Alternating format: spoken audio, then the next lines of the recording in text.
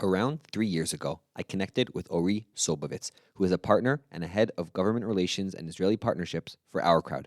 I was arranging a surprise for my dad's birthday, and I had to text Ori to help me out with something. 2 years later, Ori posted a WhatsApp status about a new book on the weekly parsha titled בתוכנו שמיים, There is Heavens Within Us. And when I looked closer, I saw that Ori was the author. This is a unique parsha sefer as it has haskamas from leading rabbanim as well as CEOs and business leaders. On today's episode of Shtark Tank, we speak with Ori Sobovitz about his experiences in education, government, venture capital, and most importantly, the writing of his book. We also had a fascinating digression about the challenges of coming back to work after lengthy reserves duty in the IDF. You can check out Ori's book and join his WhatsApp group in the links in the show notes. My name is Yaakov Wolf, and this is Shtark Tank.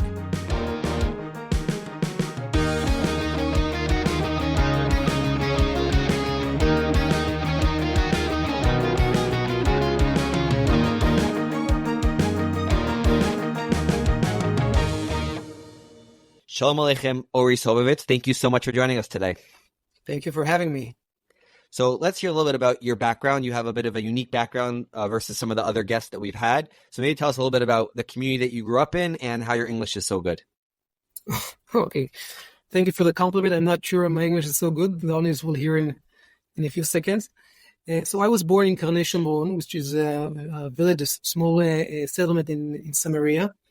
But we were sent twice to the U.S. when I was 3 years old and then went for 10th grade because my father served at the IDF and he was a shaliach from the IDF. So between 83 to 85 and in 96, I was in 2 years in Boston, 1 year in New York. Most of my life I lived in Karnei Shomron. I studied in the yeshiva in Eli, served 4 years in the army. I was a paratrooper. Studied at the yeshiva in Eli before I was in the army, before I went for an officer's course. And when I released from the army, I came for another 2 years in the Kollel. Then I studied economics and business and secondary MBA from the Hebrew University. I studied 2 years Jewish philosophy as well. Can you tell us a little bit more about Mechinas in general, what their unique perspective or approach is, or Eli, how their perspective is maybe unique and different than maybe a Hesder yeshiva or a classical yeshiva? Sure. So in terms of the level of studies, it's for sure the yeshiva in Eli, it's not different from any yeshiva gavoa or yeshivat Hesder. It's a very serious place. But anyone who goes to Eli serves full 3 years, and most of the time, like 60-70% of the people there go to officer's course, and some of them even stay in the army later on. I'm not sure it's very different from Yeshivot Hesder, but there is a strong belief that we should be involved in everything in Israel and support and lead and contribute to the Shivat Zion and for the benefit of the state of Israel. So it doesn't have to be in the army. It could be anywhere else. It could be in economics, agriculture, any government office, business, wherever it is, to do the best we can as people who are Yirei Shamayim. Eli was at the headline, unfortunately. The President Herzog was here this morning. Eli lost 18 of their students, of the Talmidim, at this war. Because so many of them are in the army in special units, etc. So 18 guys, unfortunately, were killed at this war from the Yeshiva in Eli, both from the Mechinat and the Yeshiva Gvura. I think that's important that you mentioned that approach, because I think it definitely reflects on some of the things you've done in your career and in the book that we'll get to. So I think it's important to underline how that commitment to using the Torah and using HaKadosh Baruch Hu's values as a way to influence and impact the state of Israel and the society. I think that's an important point as well. So maybe tell us a little bit about your career. You said you studied economics in university. So what are you doing nowadays, and how do you get there? So what I'm doing those days is totally different from what I did at the beginning. Until I was almost 30 years old, I taught in different organizations that connects between Zionism and Judaism, if you can say so. I taught in Kurs Nativ, which takes soldiers from usually from Russia, sorry, that their fathers are Jews, but their mother are not, so they need to convert to be Jews. So I taught their Jewish philosophy. Masai Israeli Israeli Journey, if you're familiar with this product that takes youth and commanders of the army to a 1 week journey of identity Jewish identity, Israeli identity, Zionist identity, social identity, etc. I taught Judaism in high schools, in secular high schools in Tel Aviv. When I was 29 years old, because of the big economic crisis in the U.S., the subprime, many of the NGOs in Israel were hurt and damaged badly because there were much less money from donors. So I was already after first degree in economics, in middle of my second degree, I made the first shift and went to the Bank of Israel, worked there 6 years as an economic and consultant to Governor Fisher, and afterwards the Kanit Fluk to the monetary committee that decides every month on the monthly interest rate. I taught 3 years economics in Yale University and in Mechon Lev in Yerushalayim.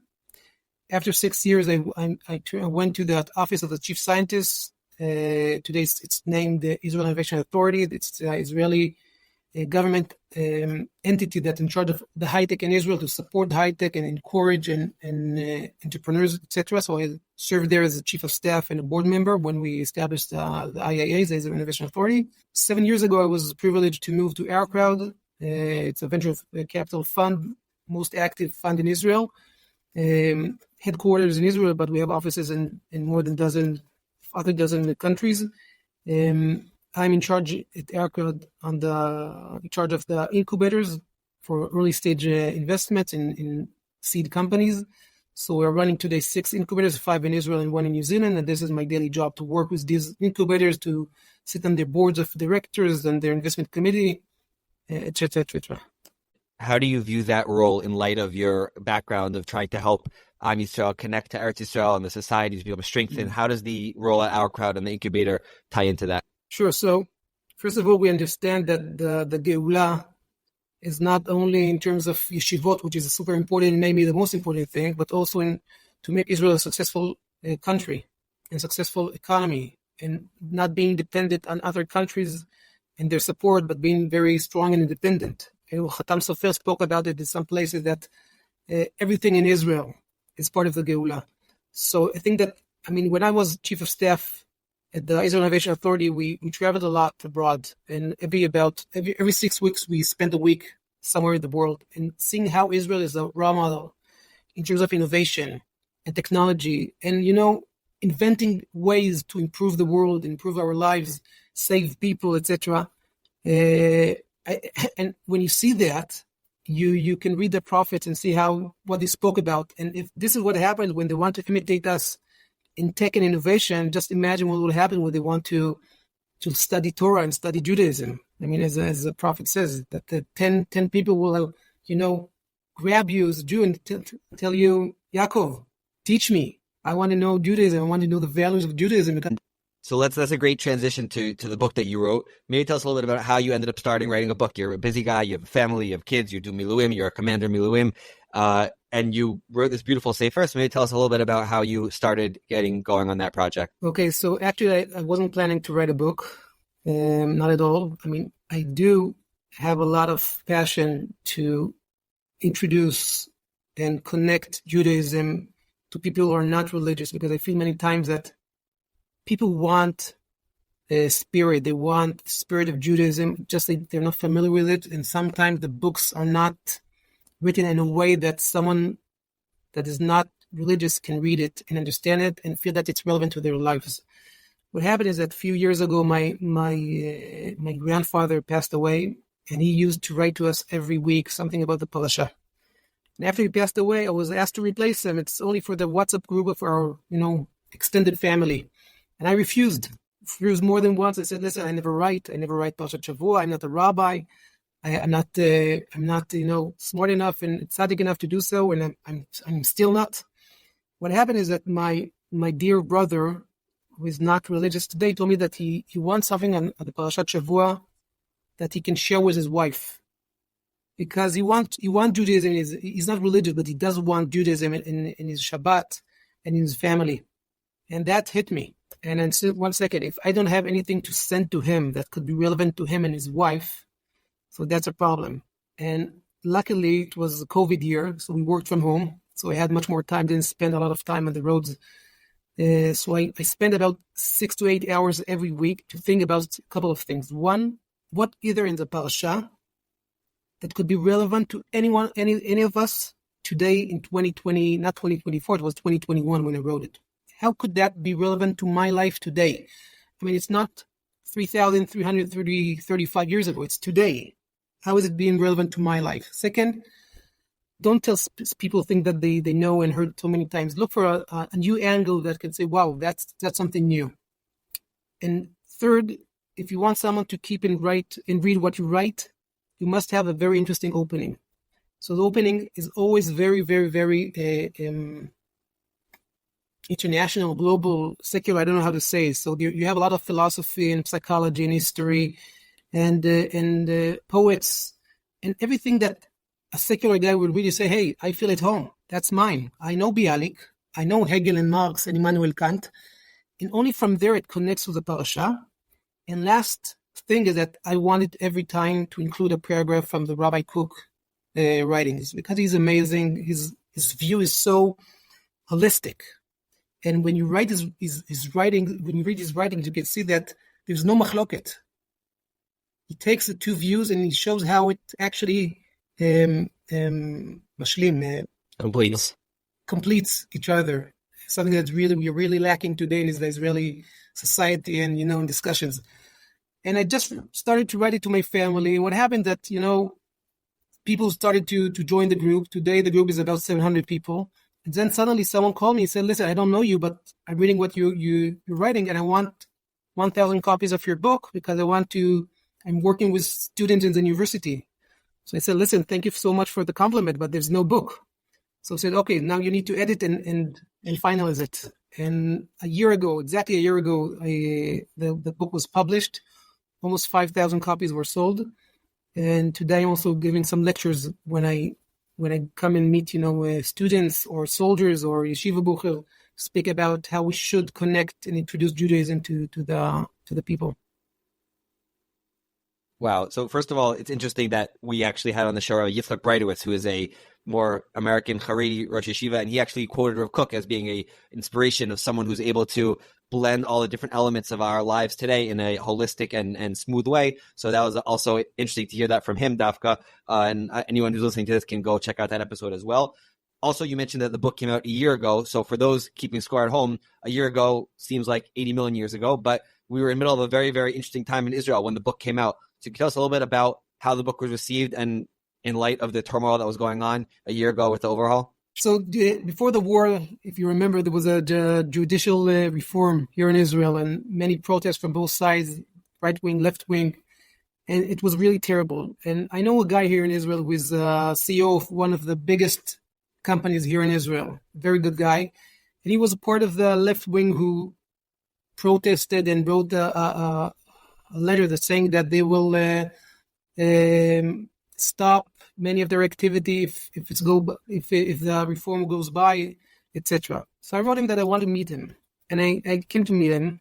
I gave him the book as a present. I told him, "Listen, one day this reform will be behind us, but we still need to live here together. And what do we want here to be? I mean, do we want to be two sides like Judea and Israel, secular and religious? We must find a way to speak and communicate and connect between values, between your values and my values." And I brought you a book that I just wrote. I wrote something for him, personally, in the book. And I told it for him. He gave me a hug. A week after, he called me and said, "Listen, I'm reading your book. I want 50 copies to all my management." And I was very excited about it because he's secular. He's very left-wing. He's against the government. It doesn't matter. He understands and he wants and his desire that we'll have here a Jewish state with Jewish values. We just need to find a way how to communicate it and how to speak about it. And I try to write in a way that nobody will feel that I'm like preaching and trying to, to make them change their lives. If you want to change your life, you can read and you can find ways to do so. But here's only to give you all the knowledge and background and to show you how, most importantly, it could be today relevant to your life. And there are other examples as well with CEOs, with some commanders who asked to buy this book to their soldiers, although they're not necessarily religious. I was privileged to meet the President Herzog and to give him a book. because he wrote me a very nice letter about the book and how he feels it's relevant for him. So my goal here is that this book would be inspiring people who are not necessarily religious and feel that Judaism is something very relevant for their lives. That's beautiful. And it really touches on an important point, which is that sometimes people view the Torah as the problem, and we need to find solutions for the problems that the Torah raises. But the other way to look at it, and I think this is important to work this through, is the Torah is supposed to be Torah Or. It's supposed to be the light that illuminates the darkness. It's supposed to be the source of our values and our solutions, and not a source of problems. So that's really what your book is trying to accomplish. Yeah, and more than that, I think that as long as you find in every parsha something that is relevant to my life, and I feel that could, as you said, to guide me, to light the way, even if I'm not religious. So that makes Judaism something that is important for me, and I think it also has some. I hope so. It can help us now with the conflicts we are standing. I mean, there are many conflicts here in Israel. Now we're talking about the yeshiva bucher from the Haredik. It's not going to solve the problem, but I want everyone to see it from both ways: the importance of Zionism and having our state, but also understanding the importance of tradition and the Jewish identity that we're reserving here. I want to sort of shift gears for a moment and talk about a slightly different topic. You were in Miluim for a long time. You're a commander, and now you're back. You're working. And some people might think it was amazing that you were in Miluim and you were serving the country. You were on the northern border protecting us. But now you're back, and it's just work as regular. But it's actually not so simple. It can be very difficult to transition from the army life back to the work life, especially the intensity of the Miluim that you were doing. So can you tell us a little about your experience or others' experiences and how that is to come back from Miluim back to the work? Sure. So first of all, I want to say that I was serving almost 4 months in Ramat Golan. So the intense is not as Gaza for sure. Someone who came back from Gaza and really fought there and saw terrible things there it's not the same like being in Ramat Golan. We worked really hard and we're away for a very long time, but it's totally different, and you can never compare between the two. Although both of us were in uniforms and serving for months away, it's not the same. I mean, unfortunately, I was in some occasions that I saw very terrible things. It's not the same coming back from Ramat Golan and coming back from Gaza. Okay, so just clarify that. Having said that, I mean, it is challenging. I mean, being away for about 4 months or so, coming once in a while back home. I mean, I did try to stay connected with my work. I took my laptop with me, so anytime I could open the computer and do stuff, I did. It's also helped me to feel like normal. But the tense and the being able to be concentrated for a while and focused and not look every 5 minutes what's going on in the news and being updated all the time, it takes time. Just like it takes time to get back home to normal life with your wife and kids. And I think that for people who came back from the real war, again, I was away for 4 months, but it's not the same like being in a real war, being in a threat and seeing terrible things. I think we must be much more patient with them. I have a chavruta with someone almost every Shabbat. He's a really Talmid Chacham, by the way. And he also was fighting in Gaza. And he saw terrible things from October 7th and later on. And he finished his reserve duty and went back to his yeshiva. He's a Rosh Yeshiva of high school. He's a very good friend of mine. I told him, listen, I don't think you can go back so quickly to work. I mean, you go speak with someone professional. I mean, you saw terrible things. And if you don't treat yourself at the beginning, one day it will knock your door and say, listen, I'm here. I mean, the threat, the memories, whatever it is. And trust me, I was there. So as a society, I think we should be very patient for that. Another thing I would say is that one of the most amazing gifts we got as the Miluimnikim is that we saw Am Yisrael, the real Am Yisrael, not through the media, not through the news, not through TV, not through the reporters. We saw real Am Yisrael. And when you see real Am Yisrael, 300,000 people going to a Miluim that only days before were protesting once against each other I say, wow, we really love each other. I really trust you. I really know now that it's not what I thought. I mean, even if we disagree, I know you want the best for Israel. I know you want the best for me. I know you're my brother. And I hear it over and over again. Whoever goes back from Miluim home, if he opens the radio, he freaks out. He says, it doesn't make any sense. I was there inside and I saw real Am Yisrael. This is not real Am Yisrael. This is not a joke, not a metaphor. This is reality. And I'm part of a very large group of people that trying to take the environment and the atmosphere from Miluim and bring it to the Ezrachut, to the day-to-day life, because we were separated and I can say things that I don't want to say bad things about the media and about politicians that gain power from, saying very, very extreme views. But I do feel that they played with us before, and this is not Am Yisrael. And when you see real Am Yisrael, it really encourages you, and you say, wow, Am Yisrael Chai. And do you have any practical advice, someone who hears what you just said and says, like, this is so true, what can they do? Like, we're all sort of forced to consume our news through the media. Yeah. If you think about it, what happened in the Miluim? Why is it so different? The answer is so simple and so clear. I mean, if I'm from Eli, okay, it's a settlement into Shomron, and you're a left-wing secular guy from Tel Aviv, and I read about you, and I hear you through other people, and I see campaigns you're running, and vice versa, so I have some demon thoughts about you. What happened in Miluim is that we were together, not for a short while, for a long while. So there was a very direct conversation and interaction between us. That's the whole issue. If you want to be part of the solution, not part of the problem, as you mentioned before, meet people. Don't read about them. Don't protest against them. Ask to meet them. And today there are so many groups of people who meet.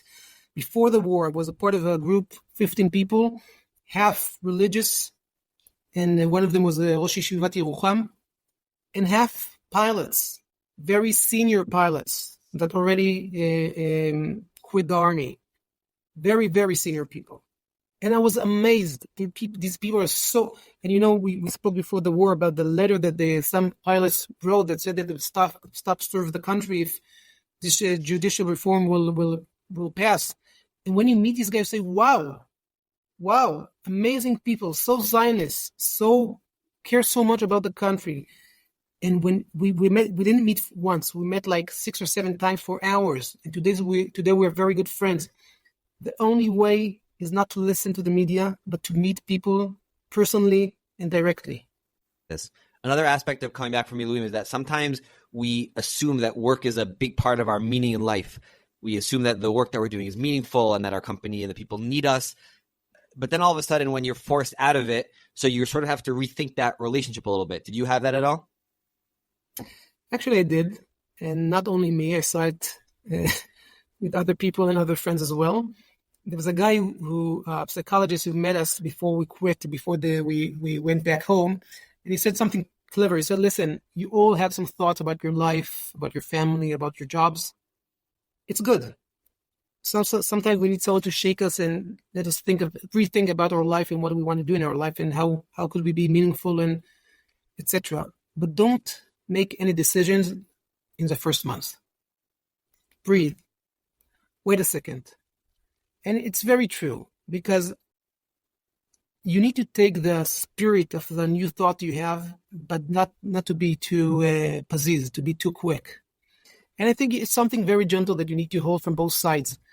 There's a very nice, if I may, there is a very nice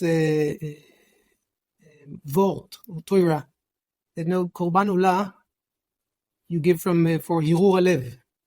So the Admor Mimuzitz says something very nice. He said, Hirur Alev, Hirur Avera, we all have. But al derech Hasidut, you can say something very nice. You bring Korban Olah Hirur Alev when you had a very good hirur, you had a very good thought. You wanted to do something very special, something very good to help someone, to establish something, to do something good for humanity. and you let this thought escape because it's too late, because I'm not capable, because my wife, my kids, my job, my salary, blah, blah, blah, blah, blah, I have no time. You had such a very nice, thought, something good you want to do, don't let it go. I'm chairman of the Kanegev incubator in Yerucham, and we established an accelerator there, and I was asked to speak there on the stage. And I think it was somewhere around this time of the year, like Sefer Vayikra. And I stepped in, I saw like 100 people in the crowd, and I said, listen, I have something very short to tell you, Dvar Torah. And I said exactly that. I said, listen, you are all entrepreneurs. And maybe that also answers the question about our work.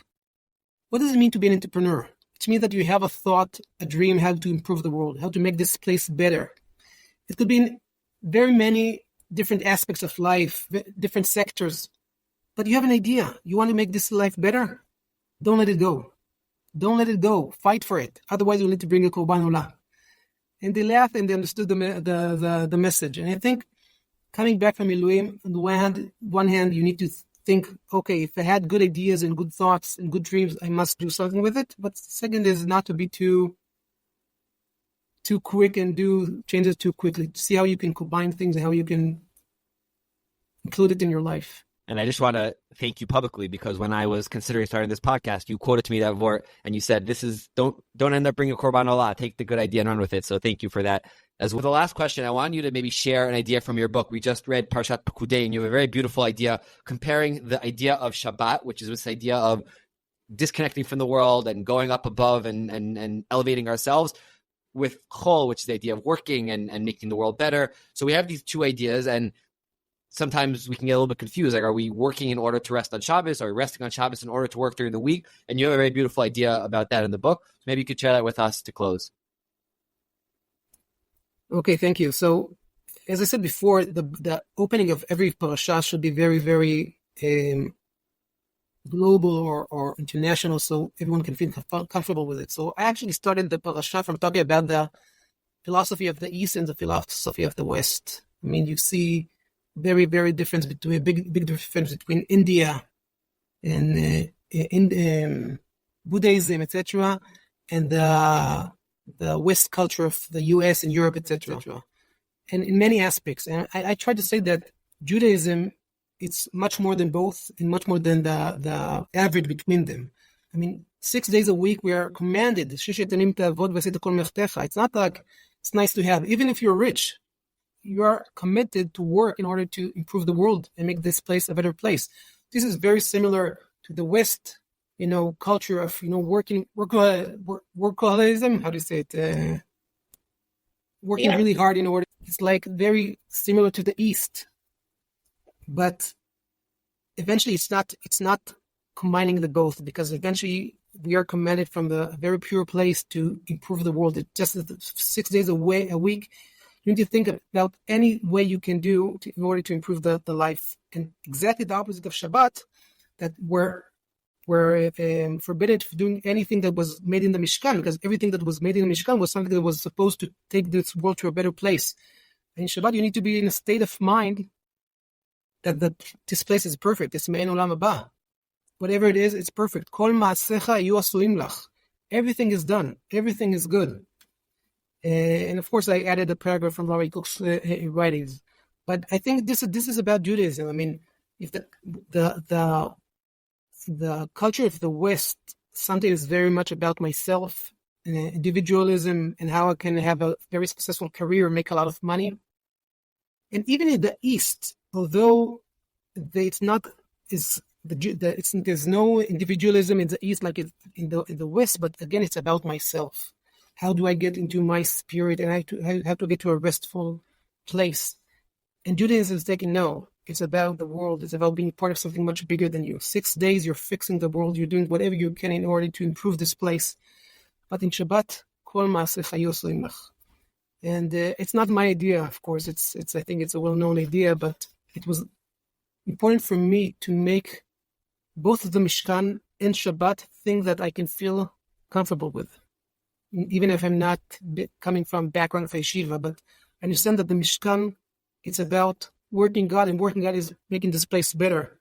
And Shabbat, it's not only about, okay, I can have more time with my family. It's really nice. No. It's really being in a state of mind that this place is mein olam haba. And you also talked about like the individualism of the West and the individualism of the East. And we read 2 weeks ago, Vayakel, that the Mishkan and also Shabbos, in a sense, is a time of kihila, of coming together and really connecting. So that's also something that ties into not just what I'm doing for my personal fulfillment, but also really viewing myself in the context of that kihila and of that community. Yeah, and I think it also goes back to what we just spoke about when we speak about coming back from Miluim.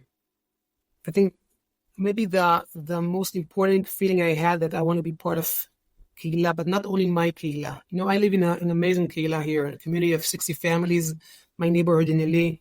Unfortunately, a week and a half ago, we lost a very, very close friend and neighbor here, Amishar Ben David Zichrono Livracha, who was the commander of the Sapak, commander of the commando division. Amazing guy who donated his kidney about a year ago and did a lot of very, very amazing stuff.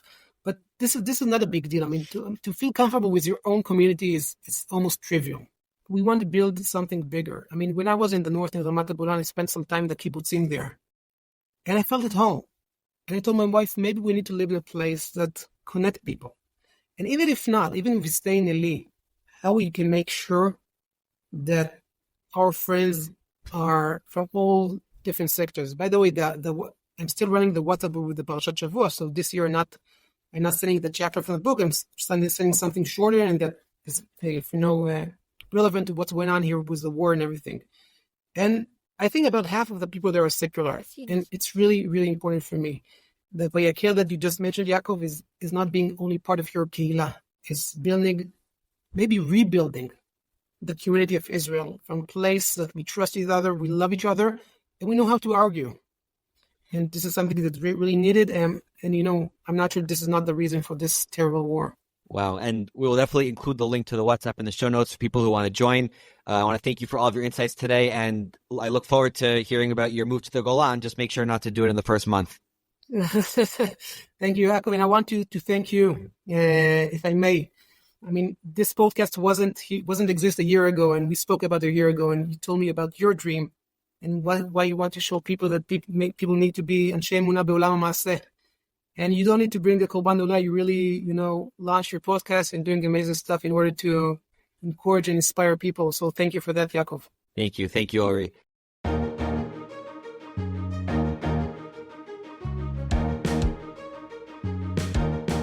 Thank you so much for tuning in to Shtark Tank. If you're still listening at this point, that means that you've enjoyed.